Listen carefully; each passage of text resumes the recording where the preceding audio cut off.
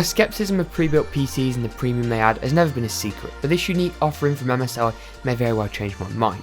I say that because of just how compact it is whilst maintaining some, albeit limited, upgrade options. Inside is an Intel Core i7-7700 housed on a custom made MSI motherboard, which from a little investigation turns out to be on the B250 chipset. The 16GB of DDR4 and one of MSI's full-size GTX 1070s, a 4GB variant. The system goes for a 250GB M.2 SSD for the C drive and a 2TB Barracuda drive from Seagate for all of your mass storage needs. You can also add an additional M.2 SSD and 2.5-inch drive, with the RAM and M.2 SSDs being accessed at the rear of the motherboard. When you pull the side panels off, the design becomes clear. MSI have compartmentalised the case with the GPU vertically, gaining direct filtered airflow from a vented side panel. And it's this time I briefly moan about MSI's marketing bullshit in the media guide they give to reviewers. Stop trying to crap on gaming PCs when this product is exactly that. It's even more bizarre given your audience for your main products, GPUs and motherboards, are people building gaming PCs themselves. Only CPU coolings, fans, motherboard heatsinks. Never mind, perhaps you guys weren't meant to see the reviewer's guide. Marketing rubbish aside, this design here is pretty clever. There's nicely placed customizable RGBs around the place to light things up, and it just makes it look so much more expensive. The front design here is pretty fantastic, and there's a sleekly designed slimline optical drive, which is the coolest optical drive I've ever seen, even if a little obsolete, but I'm not going to knock MSI for adding it.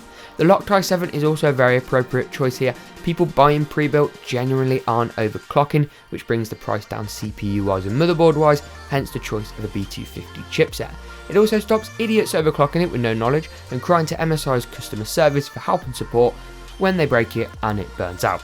It also means MSI can better tailor the cooling for these controlled conditions.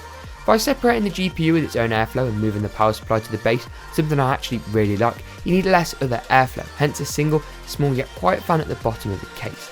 Airflow doesn't seem to be an issue, and I stress tested the CPU and GPU, and as you can see from this firmware benchmark, it copes very well. I really like the choice here for a full-size desktop MSI graphics card that anyone else could buy. It's a cracking one at that. It looks great through the vented window and is very quiet with two large, nicely bladed fans. The case also has a couple of other party tricks, something which is necessary on pre-built PCs in my opinion. It's got a HDMI pass-through to the front for a VR headset, which is great for users of the HTC Vive or Oculus Rift. Based on not only my gaming benchmarks, but also the 3D Mark Firestrike numbers, it also shows to be very capable for VR headsets and of course 1080, 1440p and even 4K gaming. Even future iterations of the VR headsets should meet these higher requirements, and this PC should cope just fine. The unique form factor here is also another thing that will hopefully draw a lot of people into this product. It's pretty small and the space is optimized very, very well, something you wouldn't necessarily be able to do if you were building it yourself. It's sort of a micro ATX motherboard size, if you will, and the power supply sits nicely at the bottom. It's very thin and it's more stretched over a longer space as opposed to being quite thick and heighty. Once again, by buying a pre-built like this that still gives you limited upgrade options, MSI can tailor things such as the power supply to meet certain requirements and certain requirements only, saving valuable space. Not to mention this system is also capable of a bit of video editing. I can definitely see this being targeted at gamers and streamers who want to upload stuff to YouTube, live stream on Twitch, and that i7-7700K,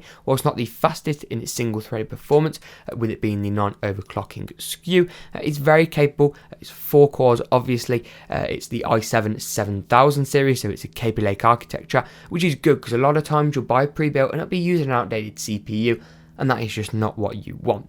Overall though, I really have to commend MSI on that. I wanted to hate it, I wanted to criticise it, and I wanted it to be just as bad as the marketing rubbish that they sent me alongside this PC. However, I can't really complain. Yes, you're going to pay a price premium, and availability on this is a little bit sparse, but I will leave Amazon links in the description below. MSI asked me to mention that if you're in the UK, Argos are actually stocking it as well if you'd like to pick it up, so it's not only hitting Amazon but also mainstream department retailers.